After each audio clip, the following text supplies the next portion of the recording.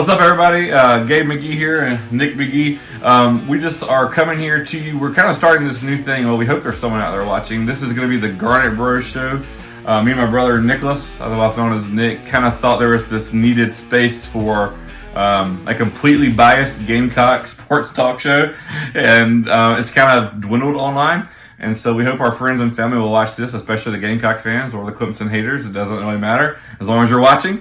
And then we kind of want to just build it up and hopefully give people information, our thoughts and opinions on Gamecock football, basketball, baseball, other sports. But definitely the All Garnet Bros Show, that's our goal here. That's what we're looking to do, and excited just to kind of bring our thoughts and opinions out there. So like I said, I'm Gabe McGee. I have working on the third degree from the University of South Carolina right now. So soon, hopefully, I'll be Dr. McGee. And Nicholas, tell them about you. Yep. So we're both teachers. I have one degree from South Carolina, and we've both been lifelong fans and been to a lot of sporting events, like he was talking about, and just a lot of basketball games, a lot of football games, baseball games, you name it. We were hopefully there. Or trying to get in. Absolutely. And one of the things that you may not know about us is we were both in the Carolina band at one point in time, both in the sousaphone section. So shout out to the Mighty Sound of the Southeast.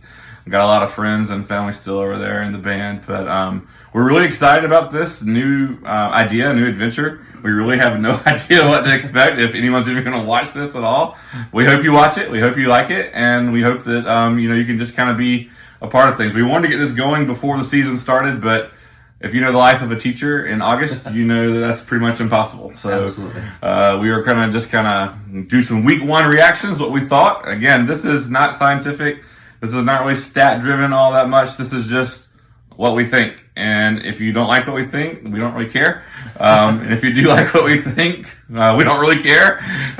You can always just shoot us your opinions and thoughts as well. That's kind of what this is for, just our thoughts and opinions right now on Gamecock athletics. We are super biased when it comes to the Gamecocks, so.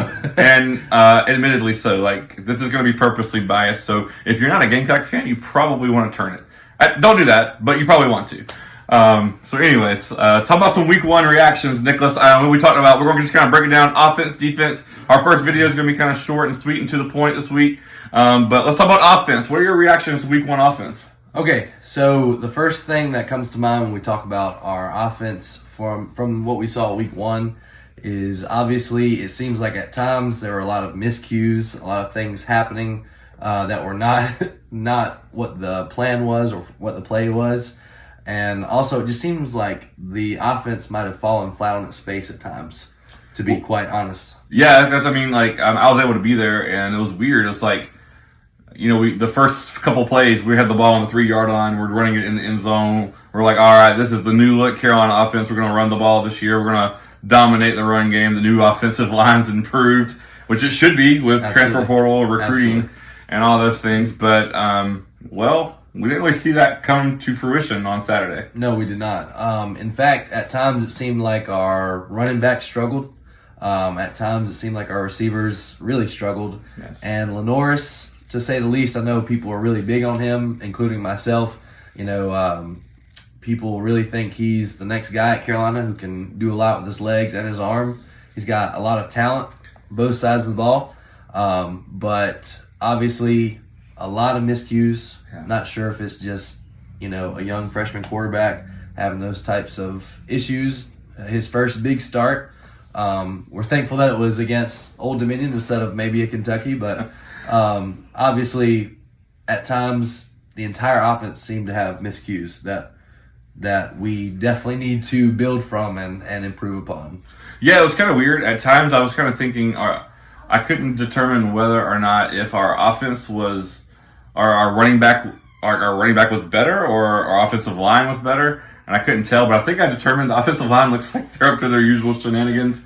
And I think our running back is really, really improved. I'm impressed with Rocket Sanders, how he doesn't just go down like we've seen in the past couple of years. I'm sick of not seeing Gamecock running backs run the ball. It's sickening. Gamecock fans are tired of it. I think we got somebody in Rocket who we can kind of rely on even to get a couple of yards. Like, we were confident in going in 4th and 1s, 3 and 3s, and things like that. And albeit it wasn't a lot of points. We were in the red zone a lot. Those didn't turn over into 6 points. They turned into 3 points. Absolutely. Which shout out to Herrera for the for the field goals. I mean, that was amazing performance. Finally getting his chance. I think he only missed one, and that was a pretty long one. Yeah, it was a 48-yarder, something like that. Yeah, 40-something, and definitely shout out to him. But one thing that really was alarming to me was the only time we punched the ball into the end zone was from within our own 5-yard line. Against Old Dominion. Against Old Dominion.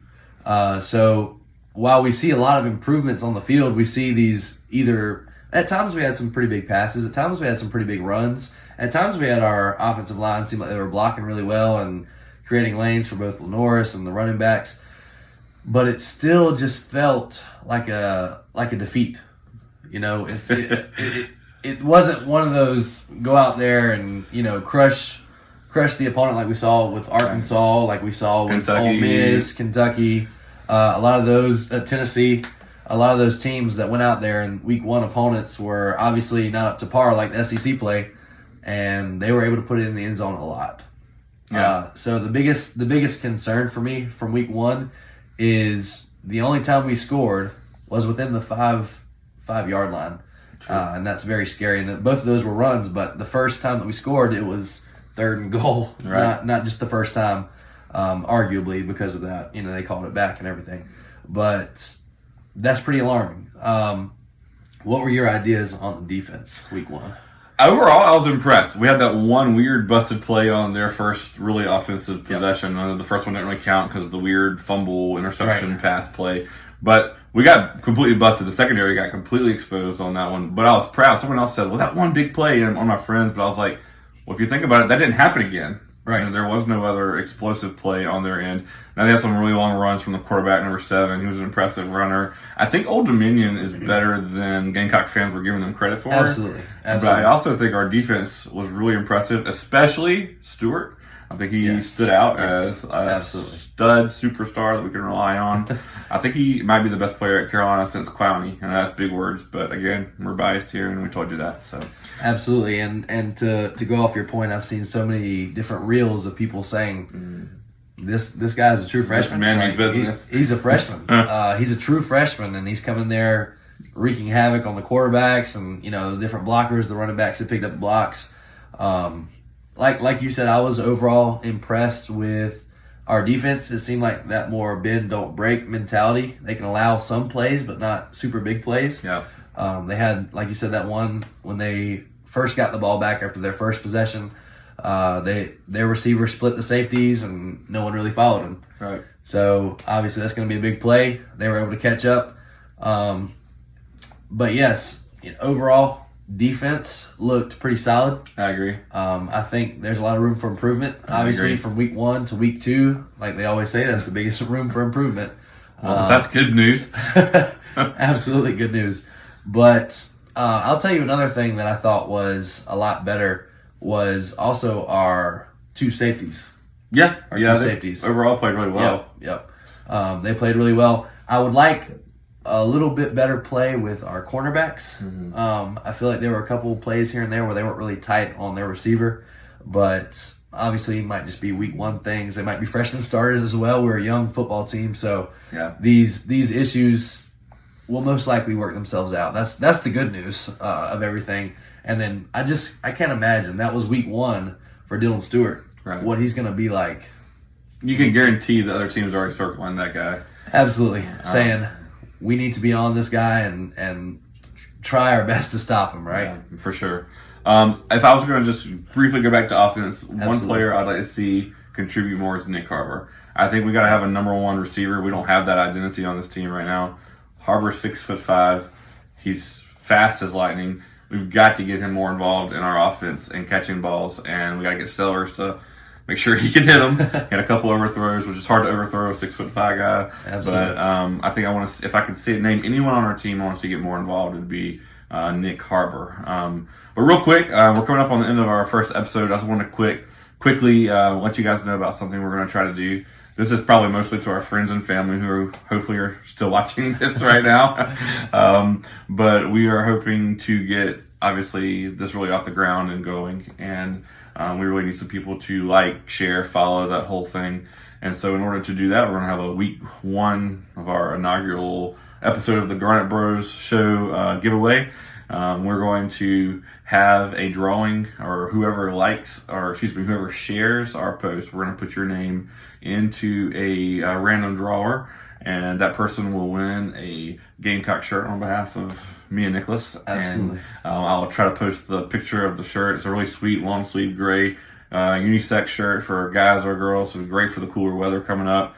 Give that away, and hopefully get people to like and follow us, and get the word out there about the Garnet Bros Show.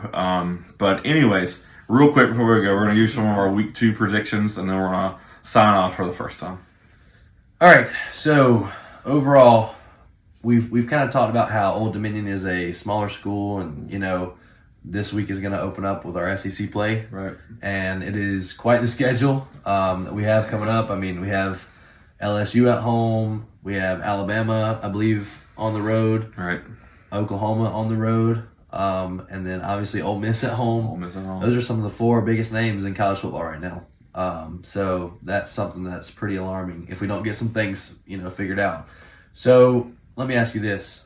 With Kentucky, I know Kentucky did pretty well last week. 36-0. 36-0. They seem to be very similar to us in a lot of aspects. Yeah. They seem to be very good at defense, and also they focus on the run, which obviously we haven't done that in a long time, focusing on the run. But with this new style offense and this new dual threat quarterback and this new running back that we have from the transfer portal, Rocket Sanders, I think it's going to be a low-scoring shootout.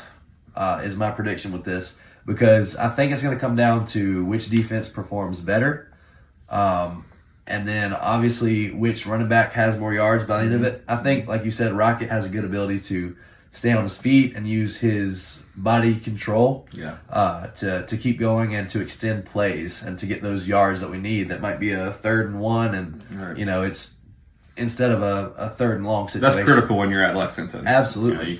You got to pick those up on the road in a hostile SEC environment. We've been there with the band. We know what it's like. And for whatever reason, our teams have really struggled in Lexington. I don't know. Going back to some of our best teams, it's a dreadful place. They've completely struggled. Absolutely.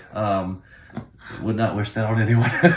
Not as dreadful as some of the places we'll talk about. Not like the upstate orange team that we won't talk about. Or the other orange team in Tennessee. Or the other orange team that we don't like. Blow people's ears out and hit people with pom-poms. I'm sure we'll tell you that story at some point at SEC women's basketball. We're getting off track.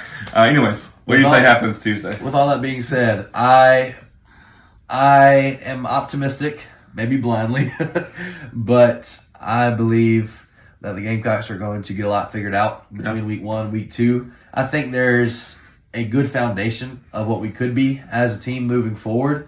And also, if you look at what these ESPN analysts and all these, these sports talk people say about our team, like us, is that we're not going to have a very good season.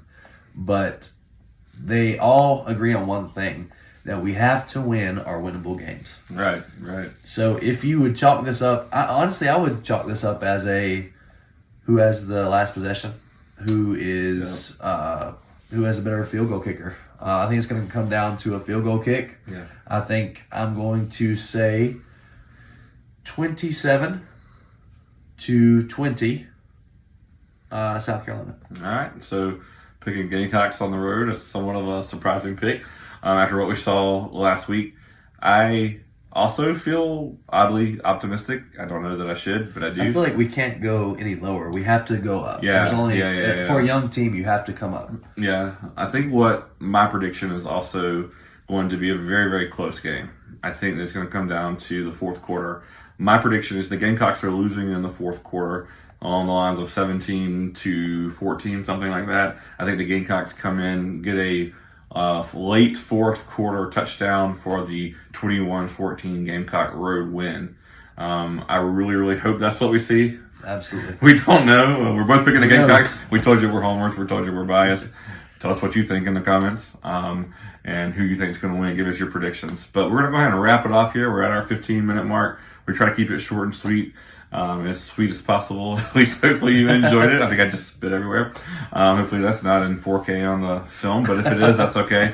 We got our predictions in. We talked about offense and defense. We recapped week 1, introduced the show. So what we're going to say now is this: make sure if you want to be a part of the giveaway that you share this post. Okay, just tell someone about the Garnet Bros Show on Instagram, Facebook, where we're kind of getting things started. Hopefully we'll go into more platforms if needed or as necessary. But yeah, we'll have other people on from time to time. People will give their opinions, and they'll be just as biased as us. I was going to say they're just as biased as us, so don't expect anything other than what we have. Yeah, that's right. So until next time, we'll go ahead and sign off and just say go Cocks, and super excited to see what happens, and we'll bring you our week 2 reactions next week. Bye, guys. Absolutely.